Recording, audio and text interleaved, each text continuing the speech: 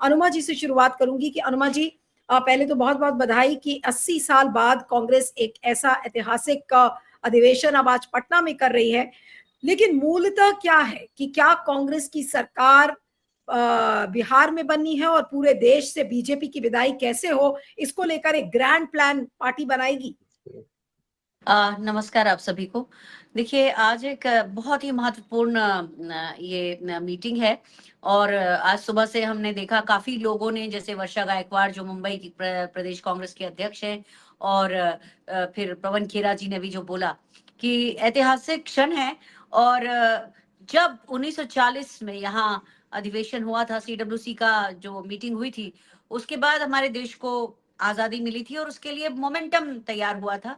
तो मोमेंटम इस बार हम देख रहे हैं कि उदयपुर जो सम्मेलन हुआ था कांग्रेस का, उदयपुर के बाद जब अभी अहमदाबाद में सम्मेलन हुआ था, इन सभी से, उदयपुर सम्मेलन से हमने लोगों से जुड़ने का सोचा और उसी के बाद भारत जोड़ो यात्रा हुई थी। और भारत जोड़ो यात्रा एक तरह की आधुनिक युग की क्रांति थी, जिसमें कांग्रेस लोगों से जाकर मिली और उसके बाद न्याय यात्रा हुई। और जब अहमदाबाद का सम्मेलन हुआ तो ये नव संकल्प सम्मेलन था, और जिसमें उसके बाद से कांग्रेस ने अपने संगठन सृजन अभियान को जोर दिया। जो पंचायत लेवल तक के जो हमारे पद थे, पंचायत अध्यक्ष से लेकर और उसके ऊपर तक, तो वो सारे के सारे अलग अलग राज्यों में भरे जा रहे हैं। तो इसी कड़ी में, चूंकि अब बिहार एक ऐसा राज्य है जो इलेक्शन गोइंग स्टेट है, जो बिल्कुल हमारे नव संकल्प शिविर के बाद आ गया, तो इसलिए यहाँ वह सृजन अभियान तो नहीं हुआ, लेकिन वहां पर पहले जो वोटर अधिकार यात्रा हुई उसने एक माहौल बनाया, जनता का बहुत समर्थन मिला। बिहार एक ऐसा राज्य है जहां क्रांति की भूमि कहा जाता है इसे, और यहाँ से ही सारे छात्र आंदोलन निकले, एक समय जेपी का आंदोलन निकला, फिर आगे चल के उसी से निकले हुए कर्पूरी ठाकुर जी, और फिर लालू प्रसाद यादव, और अपने जो नीतीश कुमार जी हैं, ये लोग सब उसी आंदोलन से निकले हुए लोग थे। तो बिहार एक तरह का सोशलिस्ट स्टेट है, यानी कि यहाँ पर दक्षिणपंथी भावनाएं अभी उस तरह हावी नहीं है।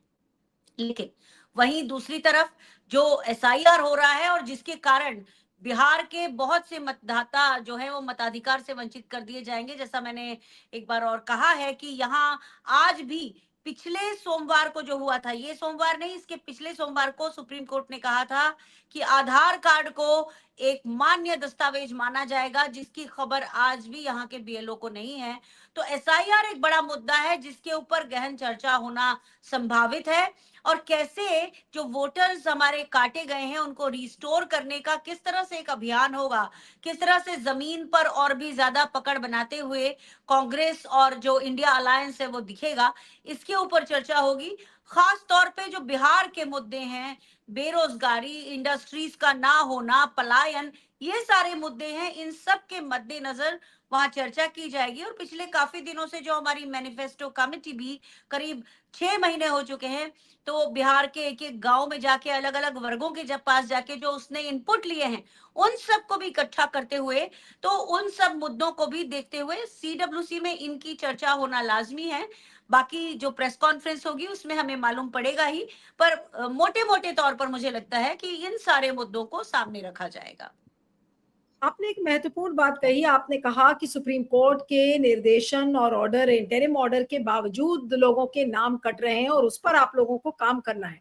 ये स्थिति कितनी गंभीर है इस समय? अगर सुप्रीम कोर्ट को ये ऑर्डर दिए कम 10 दिन से ज्यादा हो गया है, और अगर अभी भी बीएलओस नाम काटने पर उतारू हैं और कोई भी आधार कार्ड, जैसे आपने बताया, कि एक्सेप्ट नहीं कर रहे हैं, ये कितनी बड़ी चुनौती है आप लोगों के लिए?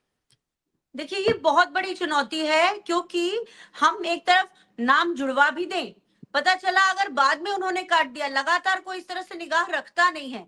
लेकिन चुनाव आयोग जिस तरह से बीजेपी के चुनाव मोर्चे की तरह काम कर रहा है, उसमें हो सकता है कि हमने नाम जुड़वाया, उसे दोबारा काट दिया जाए, पता भी नहीं चलता है कई बार। तो इस तरह से बीएलओ के पास जब हम जाते हैं, तो मैंने बीएलओ से पूछा, आपने इस आदेश के बारे में नहीं सुना? बोले सुना है, लेकिन हमारे पास आएगा तब हम देखेंगे। तो अब दिक्कत यही है कि चुनाव आयोग ने उसे राइटिंग में नहीं भेजा।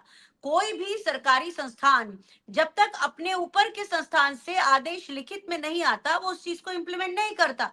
तो जहां बीएलओ को ये बात मालूम है कि सुप्रीम कोर्ट में ये निर्णय हो चुका है, लेकिन जब तक इलेक्शन कमीशन ऑफ इंडिया उसे अपने नीचे के लेवल तक नहीं भेजेगा, तब तक वो उसके ऊपर अमल करना शुरू नहीं करेंगे। ये बहुत दुर्भाग्यपूर्ण है। और ऐसी एक चुनौती नहीं है, ऐसी कई चुनौतियां हैं जिसमें हमारे जो बूथ लेवल एजेंट हैं, उनका अगर जिनका भी नाम ईसीआई की वेबसाइट में नहीं गया इस महीने में, उसको वो बैठने नहीं देंगे हमारे बूथ पर। तो ये बहुत सारे ऐसे मुद्दे हैं जिसमें चुनाव आयोग हर राह पर अड़ंगे लगाता जा रहा है। एसआईआर अपने आप में एक बहुत बड़ा धोखा है, वोट चोरी का तरीका है। वहीं दूसरी ओर नाम ना जुड़ना, और आखिरी महीने में जिस समय आचार संहिता लग जाएगी, ऐसा पिछले राज्यों में भी हमने देखा है कि नए नाम वो उसका फायदा लेकर जोड़ते हैं जब लोग बाग सारे चुनाव अभियान में जुटे रहते हैं। तो इस बार एक नजर वहां भी रखना होगी कि चुनाव आयोग वहां धोखा तो नहीं कर रहा है। अच्छा हो, अनुमाचार्य जी आ गई हैं। अब मैं सेकंड राउंड ऑफ क्वेश्चंस के लिए आऊंगी और अब मैं वोट चोरी पर बात करना चाह रही हूँ कि अनुमा जी, बीजेपी को फ्रंट फुट पर न आने दिया जाए, इसके लिए क्या वोट चोरी के कैंपेन को सस्टेन किया जाएगा? आज क्या यही कारण है कि इस मोमेंटम को बनाए रखने के लिए आज कांग्रेस को यह अधिवेशन पटना में भी करना पड़ा? तो क्या गारंटी है कि बीजेपी कोई ना कोई मुद्दा ऐसा आएगा और बीजेपी अचानक से फिर से फ्रंट फुट पे खेलने लगेगी? क्या ये मौका कांग्रेस या महागठबंधन दे पाएगा बीजेपी को?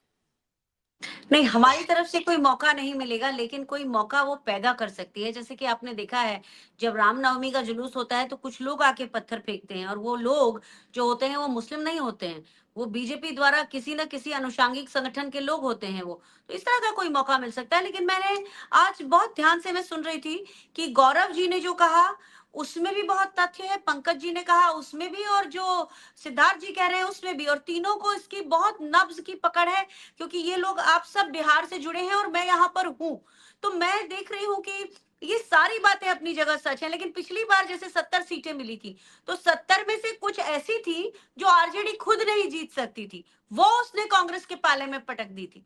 तो ऐसी सीटें हमको नहीं लेना चाहिए, ये बहुत जरूरी है, क्योंकि ऐसे में तो कहने को हो गया कि 70 में से 17 मिले आपको। तो इस बार जो सीट सिलेक्शन होगा उसमें, चूंकि कांग्रेस यहाँ करीब 10 महीने से सक्रिय है, कांग्रेस की एक एक योजना जो इंडिया गठबंधन के नाम पर है, क्योंकि उन योजनाओं के पोस्टर में या पैम्फलेट्स में जहां राहुल गांधी जी का फोटो है वहां तेजस्वी यादव का भी फोटो है, तो उसको आरजेडी के लोग भी काफी गांव गांव में फैला रहे हैं।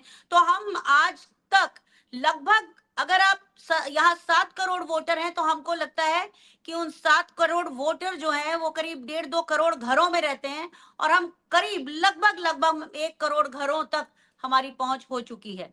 तो चाहे वो घर घर तिरंगा अभियान के जरिए रही हो, चाहे वो माई बहन मान योजना के जरिए रही हो, और मुझे आजकल बड़ा अच्छा लगता है जब मैं ऐसे गांवों में जाती हूँ जिनमें मैं पहले नहीं गई, और जब मैं कहती हूँ आइए हम आपको स्कीम्स के बारे में बताएं, तो वो कहते हैं हमने माई बहन मान योजना का फॉर्म भरा है।